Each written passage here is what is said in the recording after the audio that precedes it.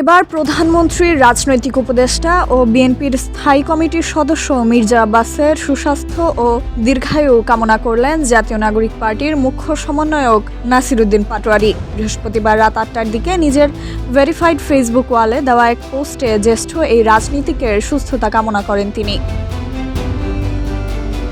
এর আগে বুধবার সন্ধ্যায় হঠাৎ অসুস্থ হয়ে পড়ার পর রাজধানীর এভারকেয়ার হাসপাতালে ভর্তি হন মির্জা আব্বাস।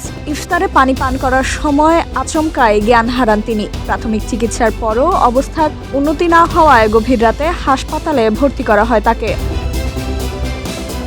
প্রবীণ এই রাজনীতিকের সুস্থতার জন্য দোয়ার অনুরোধ করেছেন তার স্ত্রী ও জাতীয়তাবাদী মহিলা দল নেত্রী আফরোজা আব্বাস। এদিকে মির্জা আব্বাস বর্তমানে বিশেষজ্ঞ চিকিৎসকদের পর্যবেক্ষণে রয়েছেন বলে জানা গেছে।